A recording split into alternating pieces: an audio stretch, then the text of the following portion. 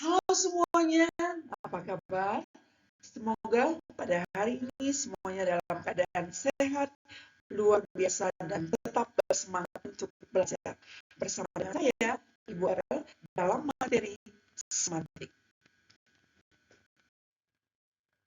Apa ya yang dimaksud dengan semantik? Semantik adalah ilmu yang mempelajari makna atau arti dalam bahasa. Apa saja yang merupakan sifat semantik?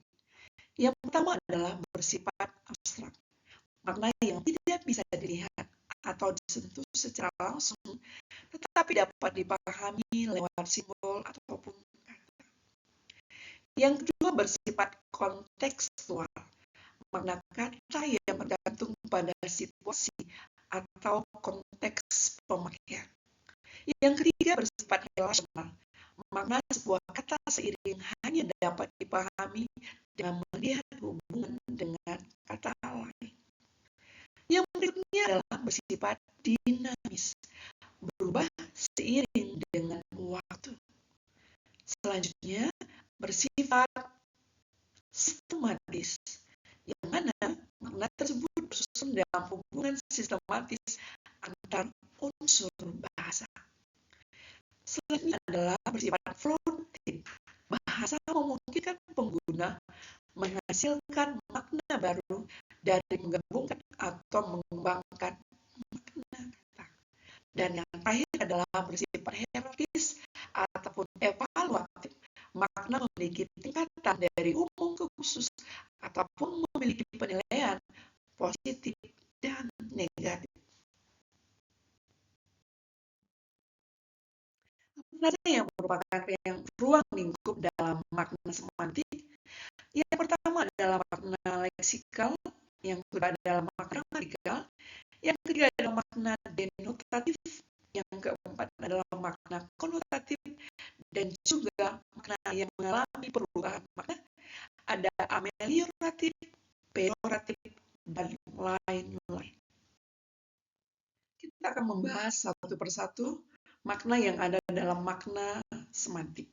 Yang pertama adalah makna leksikal. Makna leksikal adalah makna kata secara langsung yang sesuai dengan Kamus Besar Bahasa Indonesia atau disebut juga dengan makna dasar. Mari kita bersama-sama membaca contoh makna leksikal.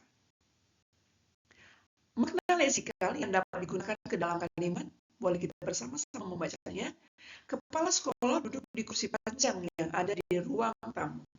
Makna kata kursi yaitu menunjukkan benda konkret sesuai dengan arti yang sebenarnya. Bagaimana juga dengan makna gramatikal?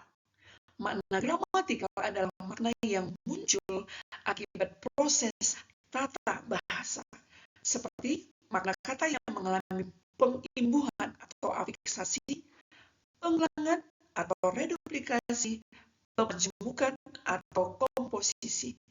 Mari kita baca contoh dalam slide tersebut. Selanjutnya kita masuk kepada contoh kalimat yang menggunakan makna gramatikal. Dalam rapat guru, Ibu Wati berkata, Pak Salahi adalah pembimbing lomba puisi tingkat kabupaten. Kemudian Ibu Lis menyahut, anak-anak sangat menghormati pembimbing mereka karena selalu sabar. Makna gramatikal kata pembimbing dalam dua kalimat di atas menunjukkan pelaku yang melakukan tindakan membimbing. Yang ketiga kita masuk kepada makna denotasi. Makna denotasi adalah makna yang sebenarnya atau makna langsung yang sesuai dengan konsep asal dan apa adanya. Sebagai contoh, ibu guru.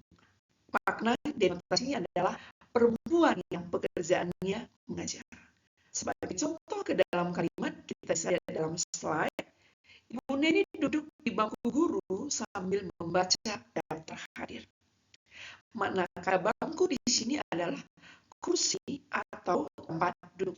Sudah jelas maknanya bahwa nyata dan bisa dilihat.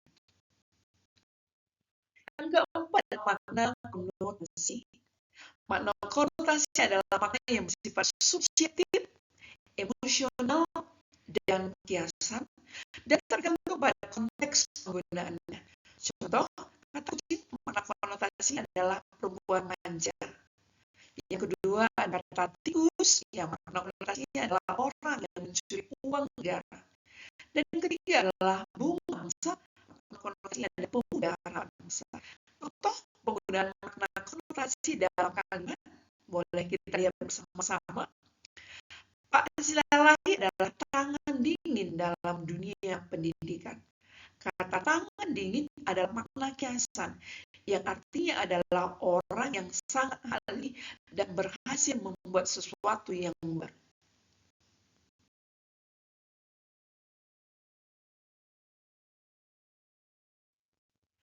Ada beberapa pergeseran makna dalam makna semantik. Yang pertama adalah pergeseran makna perluasan, yang artinya makna meluas adalah makna kata yang lebih luas dari makna yang sebelumnya. Ada pun ciri-cirinya, boleh kita bersama-sama membacanya. Sebagai contoh, kata ibu. Ibu pada awalnya adalah hanya ibu kandung, namun mengalami perluasan makna, yakni kata ibu sekarang dapat berarti kata guru, pemimpin, dan pelindung. Yang berikutnya adalah penyempitan makna. Makna yang menyempit adalah perubahan makna dari suatu kata yang semula luas jadi lebih sempit dan lebih khusus. Adapun ciri-cirinya sebagai berikut. Yang pertama, makna awal bersifat khusus dan spesifik. Makna yang kedua, makna baru mencakup lebih banyak hal. Yang ketiga, bersifat umum, terjadi karena perkembangan zaman, ilmu pengetahuan, ataupun penggunaan sosial. Sebagai contoh, kata sarjana. Dulu, arti kata sarjana adalah orang yang pintar. Namun sekarang, arti kata sarjana adalah khusus kepada orang-orang yang telah menyelesaikan pendidikan di perguruan tinggi. Pergeseran makna berikutnya adalah pergeseran makna sinestesia. Sinestesia adalah pergeseran makna yang terjadi ketika kesan suatu indera digunakan untuk menggambarkan kesan indera yang lain. Ciri-ciri makna sinestesia boleh kita baca bersama-sama. Makna sinestesia dapat digunakan dalam kalimat. Kita bersama membaca. Suaramu begitu manis, seperti lagu yang menenangkan hatiku. Tangan seharusnya untuk rasa, namun dapat digunakan untuk suara. Jadi di sini sudah kelihatan ada dua penggunaan indera yang sehingga memberikan makna yang berbeda. Indera pengucap dan indera pendengaran. Kalau di dalam pergeseran makna ada makna ameliorasi atau makna yang membaik. Amelioratif adalah pergeseran makna yang sebenarnya memiliki konotasi biasa atau kurang baik menjadi lebih baik, lebih sopan, atau terhormat. Sebagai contoh, asisten rumah tangga itu sangat terampil dan dipercaya menjaga anak-anak selama kami bekerja. Kata asisten rumah tangga menggantikan kata pembantu sehingga lebih sopan dan lebih terhormat. Berikutnya adalah peoratif atau makna memburuk. Peoratif adalah pergeseran makna dari kata yang semula netral baik menjadi bernilai rendah, kasar, atau negatif. Sebagai contoh, gaya hidupnya seperti orang kampungan, padahal ia tinggal di kota besar. Makna kata kampungan dalam kalimat tersebut mengalami pergeseran makna, yang mana dulu arti kata kampungan artinya adalah berasal dari kampung. Namun sekarang mengalami pergeseran makna yang lebih rendah.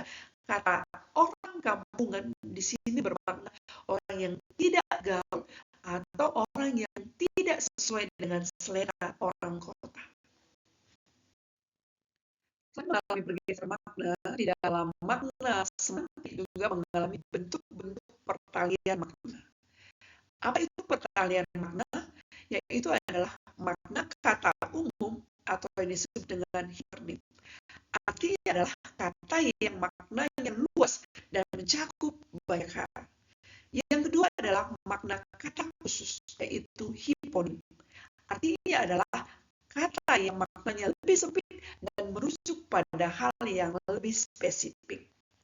Sebagai contoh, kata umum adalah ibu membeli buah di pasar. Kata buah di sini artinya adalah bermakna umum. Contoh yang kedua adalah kata khusus. Buah yang dibeli ibu adalah mangga dan pisang. Kata mangga dan pisang dapat dikategorikan kepada kata khusus. Semantik telah kita kaji bersama-sama. Untuk dalam pemahaman kita, mari kita berlatih soal. Silakan Mas Manta menjawab soal berikut ini. Materi tersebut telah kami paparkan. Saya berharap kita memahami dan mengapresiasi konsep yang telah kami paparkan. Kami tutup dengan sebuah pantun. Selesai sudah materi hari ini. Semoga bermanfaat. Jangan risau. Semantik telah kita pelajari. Dengan baik kita akan maju. Salam literasi, salam SFD, semangat